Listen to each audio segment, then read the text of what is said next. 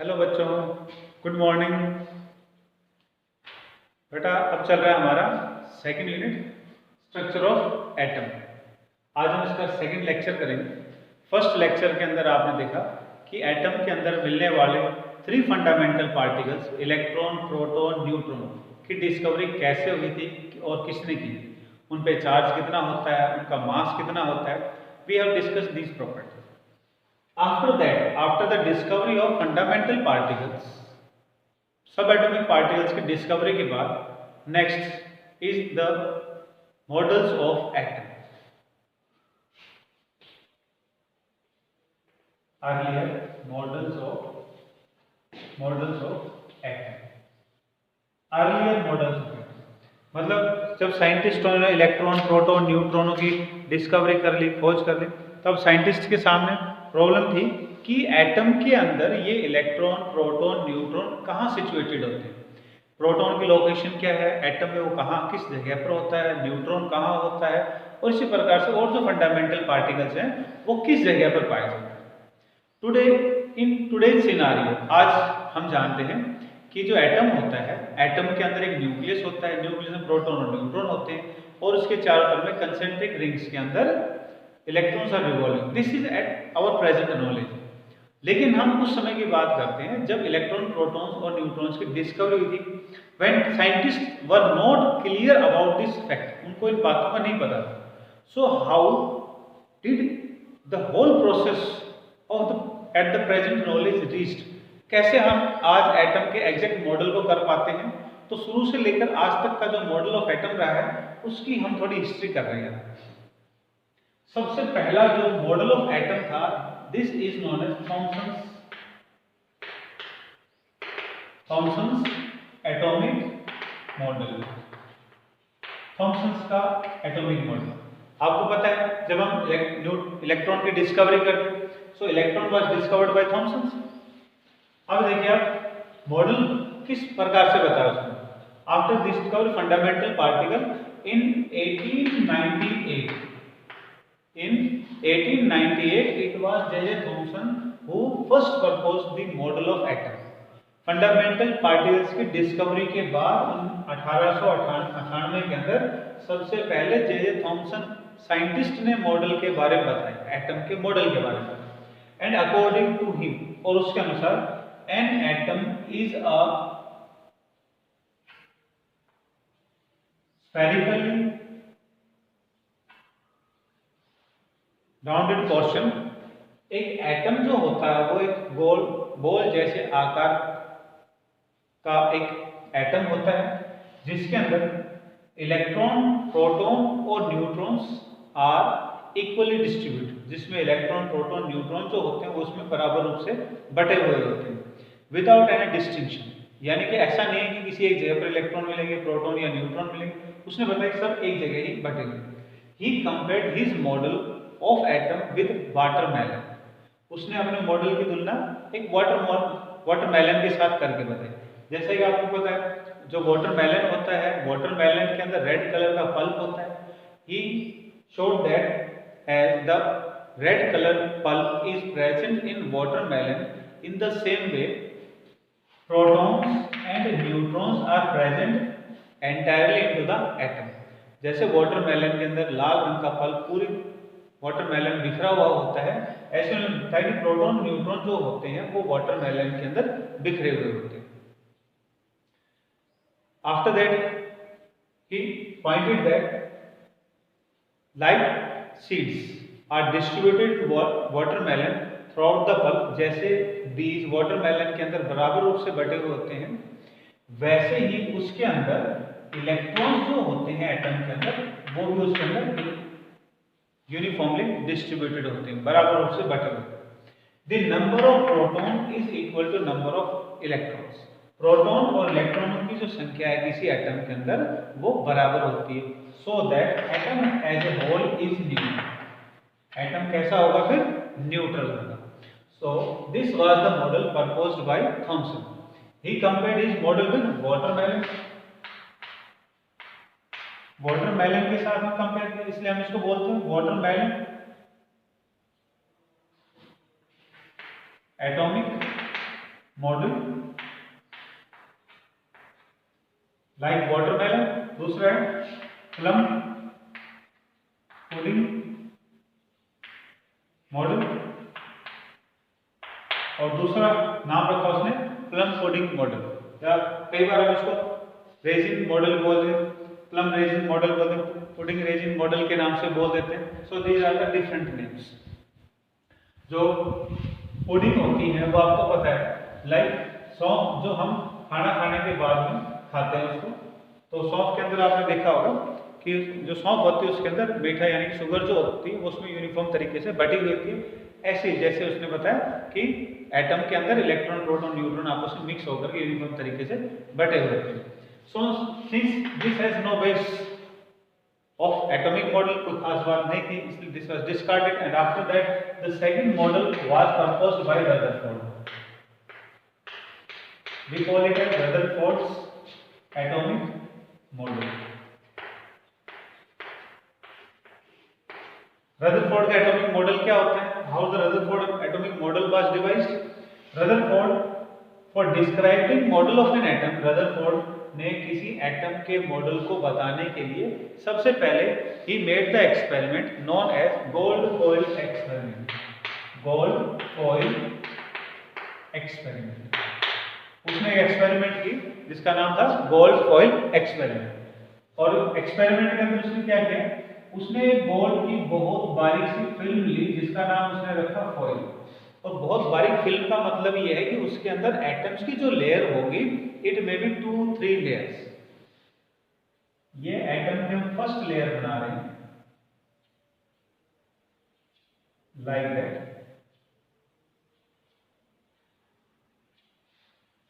और ये अब हम इसमें सेकंड लेयर बनाने का काम कर रहे हैं इसमें।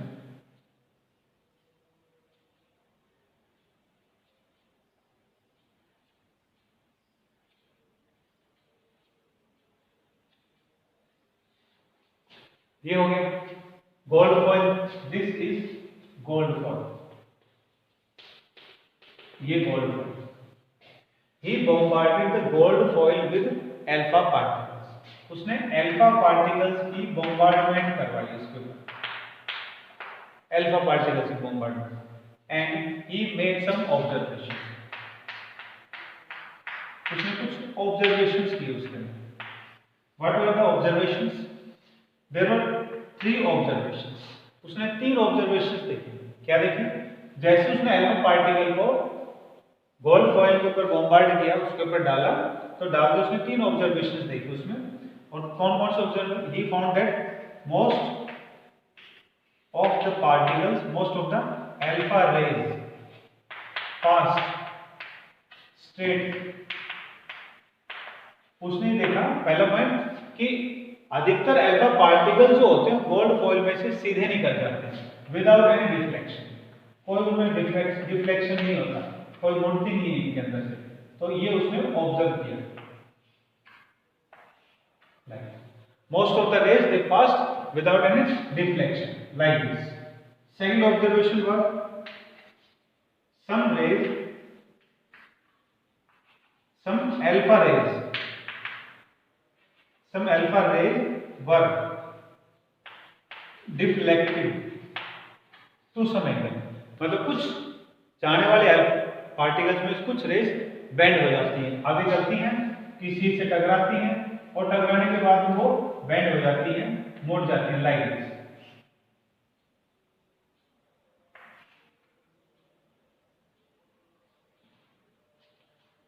Third, 1 in 10,000 rays was returned to its original path,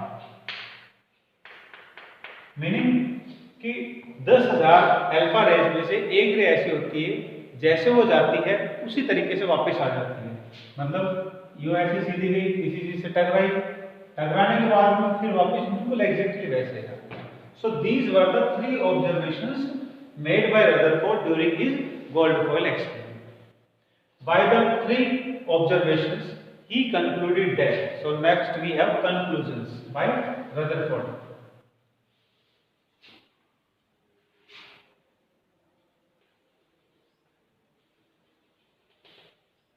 conclusion.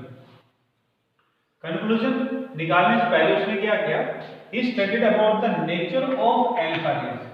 जो अल्फा रेज की बॉम्बार्डमेंट करवा रखी थी यहाँ पर, जो अल्फा रेज को उसने इनके ऊपर डाला था, उनके नेचर के बारे में देखा कि what the alpha particles consist of.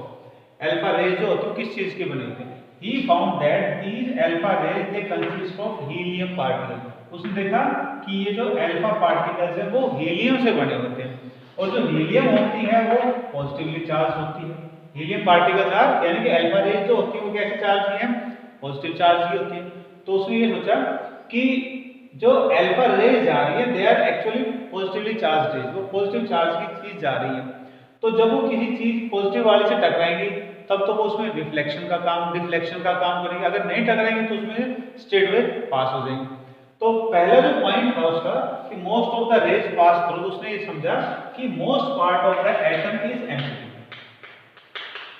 Most part of atom is empty, खाली होता है, क्योंकि ये पॉजिटिव चार्ज जो रेज है वो किसी से टकराने नहीं है और वो उसमें से आर पार निकल रही है, या टकरा भी रही होगी या किसी में से जा रही हो तो नेगेटिव चार्ज के होंगे जिनमें से वो रिपल्शन का काम नहीं हो सकता, यानी कि अगर वो इलेक्ट्रॉनों में से जाएंगे तो रिपल्शन का काम नहीं होगा, उसमें से स्ट्रेट वे निकल जाती है।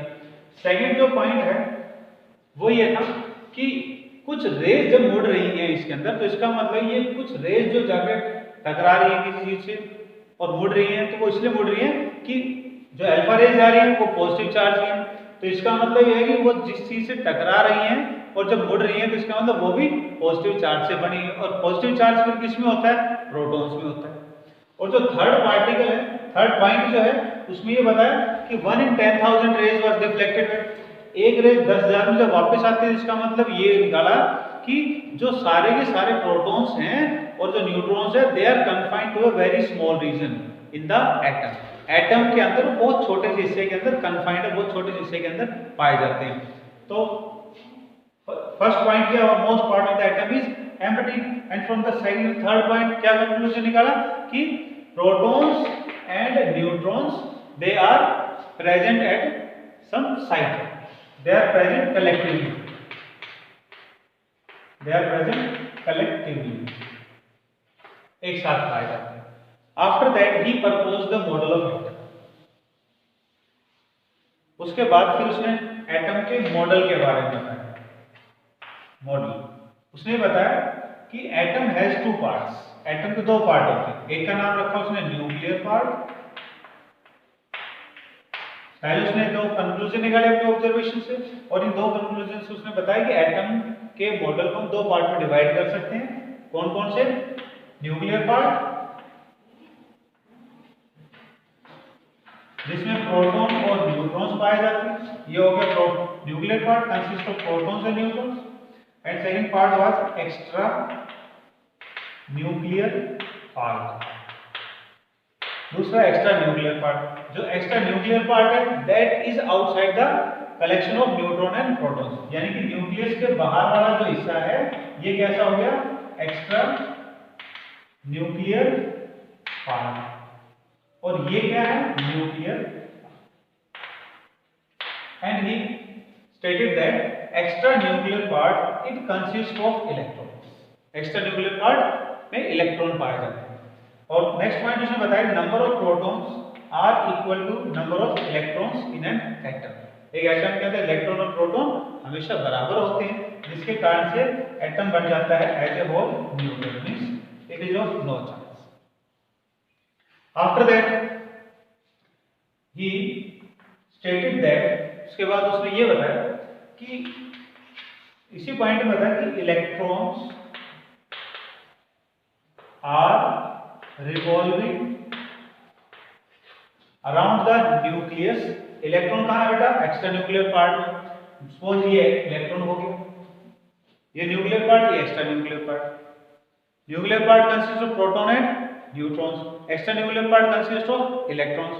इलेक्ट्रॉन कैरी नेगेटिव चार्ज, तो न्यूक्लियस के अंदर कौन है, प्रोटॉन। प्रोटॉन पे कैसा चार्ज है, पॉजिटिव चार्ज, मतलब न्यूक्लियस कैसा हो गया, पॉजिटिव चार्ज है। तो nuclear charge, nuclear part is of positive charge, extra nuclear part is of negative charge। And after that he stated that electrons are revolving around the nucleus, electron इस nucleus के चारों तरफ में are revolving around the nucleus in the same way, ठीक वैसे ही rotate करें as planets are revolving around the sun, ठीक वैसे ही इलेक्ट्रॉन्स न्यूक्लियस के चारों तरफ वैसे चक्कर काट रहे हैं जैसे कि प्लैनेट्स सन के चारों तरफ रिवॉल्व कर रहे हैं। So this was the statement made by him in his atomic model. Limitations of Rutherford is this point. जब ये बात उसने बताई, at that time there was no specific development of science, इतनी डेवलपमेंट नहीं हुई थी साइंस की, लेकिन जैसे जैसे साइंस की डेवलपमेंट हुई, it was found that कि उसने जो सेकंड पॉइंट बताया is found to be totally wrong. ये पूरी तरह से गलत है। कैसे? कि सपोज ये सन है और यहां इसके चारों तरफ में heavenly nuclear bodies are revolving,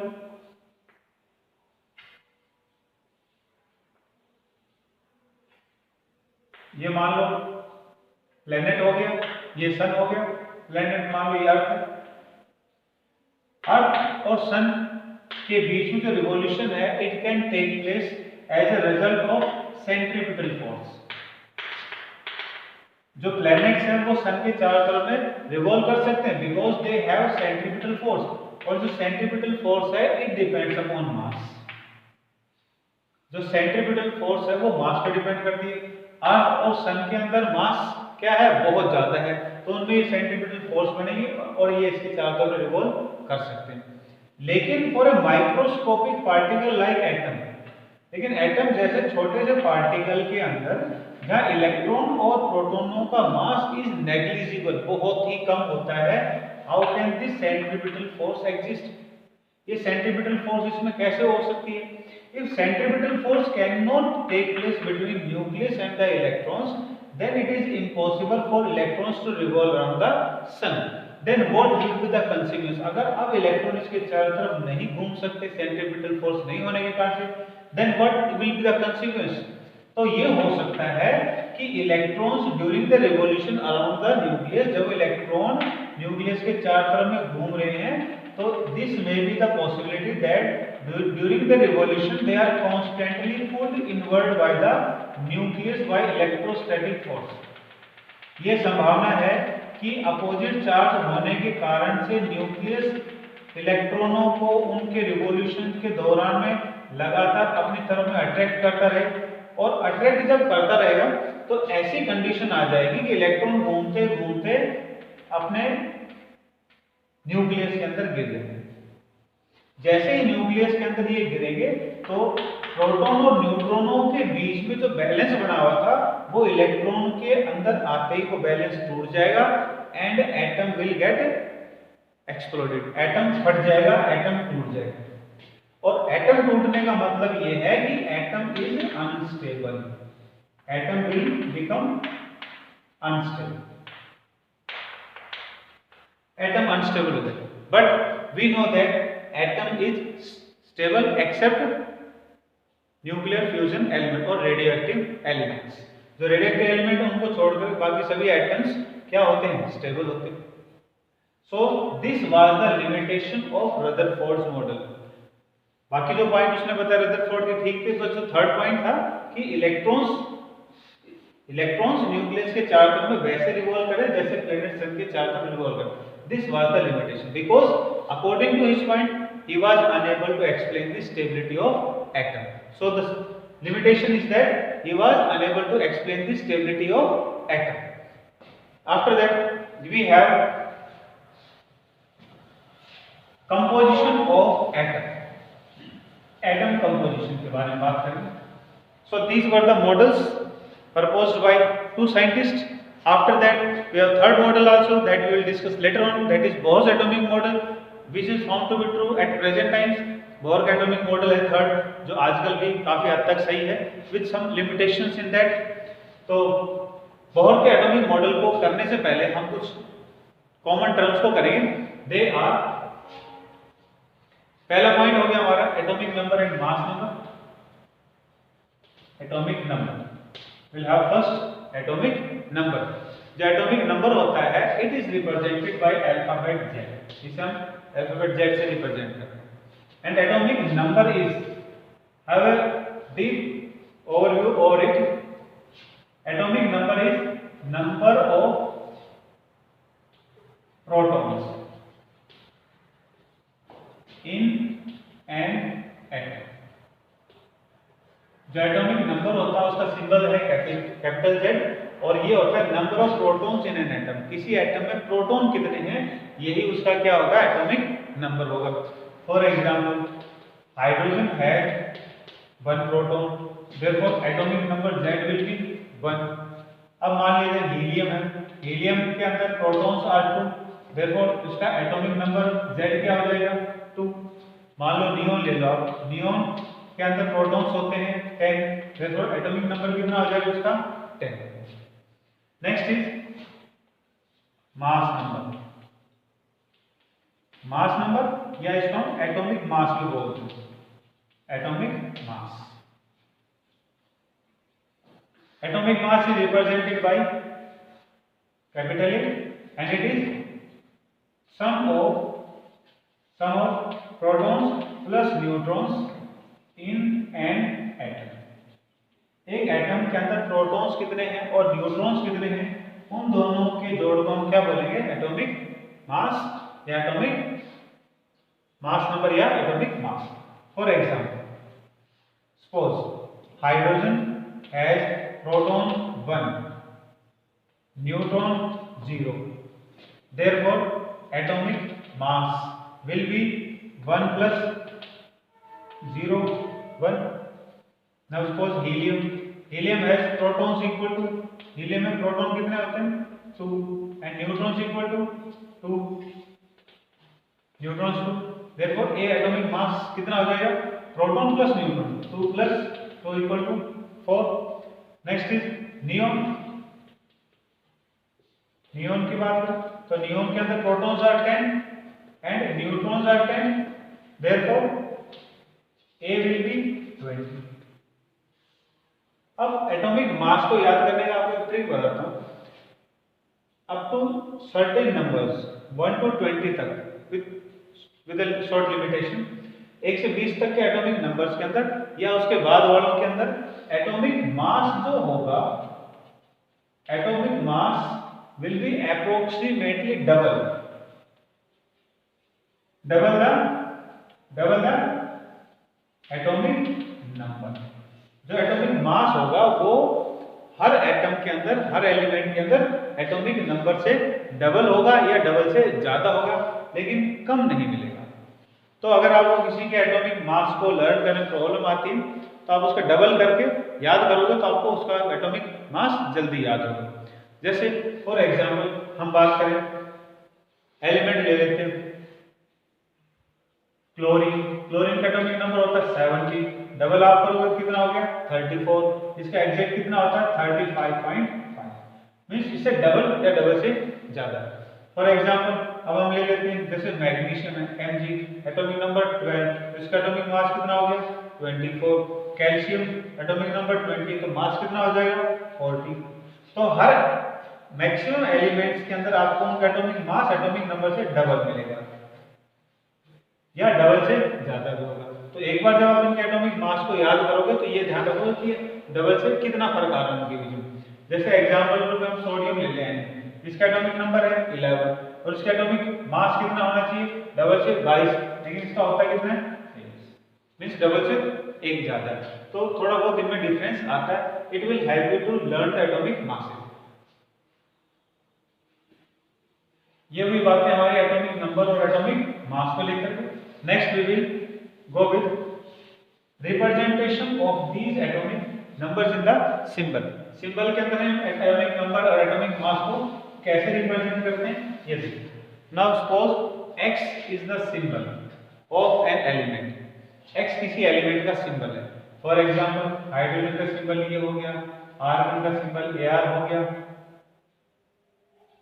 और मैग्नीशियम का सिंबल Mg हो गया, कैल्शियम का सिंबल C है, एल्युमिनियम का A। अब देखो इसमें जो x है, इस x के नीचे की तरफ मींस इसके फुटस्टेप्स की तरफ जो लिखा जाता है दैट इज एटॉमिक नंबर। और एटॉमिक नंबर हमने किससे रिप्रेजेंट किया, Z से। और ऊपर की तरफ में क्या लिखेंगे, इसके सिंबल के ऊपर की तरफ में क्या लिखोगे, एटॉमिक मास, जिसको हम किससे रिप्रेजेंट कर रहे हैं, कैपिटल A से। अब यही बात हम इनके अंदर दिखाएं, इन एग्जांपल्स में रिप्रेजेंट करें, तो ये क्या बन जाएगा, ये देखो हाइड्रोजन। अगर हमने एग्जांपल किया तो इसके अंदर प्रोटॉन कितने होते हैं, 1, एटॉमिक नंबर कितना हो गया 1, और एटॉमिक मास क्या होता है, proton plus neutron. Hydrogen proton कितने होते हैं, 1, न्यूट्रॉन 0, तो मास कितना हो गया 1। आर्गन में आ जाओ, आर्गन का atomic number 18, atomic mass 36, magnesium 12, mass 24, aluminium 30, mass 27. So this is the symbolic representation of an atom with its atomic number and atomic mass. इस तरह से हम उनको represent करेंगे. After that we have a very interesting exercise in which you have to determine the number of electron, proton, neutron, or atomic mass or atomic number. A table will be assigned to you. For example, like यहां हमने लिख दिया oxygen, nitrogen, helium, और यहां हमने इनमें columns बना दिए and these columns are involving different points, इनमें अलग अलग point like atomic number, atomic mass, number of protons, number of neutrons, number of electrons. तो एक बार मैं आपको फिर से रिवाइज करवाता हूँ, फिर से याद दिला देता हूँ कि किसी एटम के अंदर जो एटॉमिक मास होता है it is sum of proton plus neutron, और किसी भी एटम के अंदर protons are equal to electrons. तो अगर आपको न्यूट्रॉन्स की वैल्यू निकालनी हो तो क्या करना पड़ेगा, इसमें आपको अगर प्रोटॉन या न्यूट्रॉन, प्रोटॉन या इलेक्ट्रॉन में से एक का नंबर दे रखा हो तो उसकी वैल्यू का आप इसमें लिखो और दोनों में जो एडिशन होता है उसमें से सब्ट्रैक्ट कर दो। जैसे हम यहाँ एग्जांपल में करते हैं, in this table we have 5 points, 5 point use किए, atomic number, atomic mass, atomic mass को हम A से रिप्रेजेंट करते हैं, इसको हम Z से रिप्रेजेंट कर देते हैं, ये प्रोटॉन एंड न्यूट्रॉन और ये इलेक्ट्रॉन। सपोज ऑक्सीजन है, ऑक्सीजन का atomic number is given, atomic number for oxygen is 8, atomic mass is not given, proton is not given, neutrons are given as 9. Now the question is fill in the blanks, इनको भरो। So this type of exercise you have in your first exercise.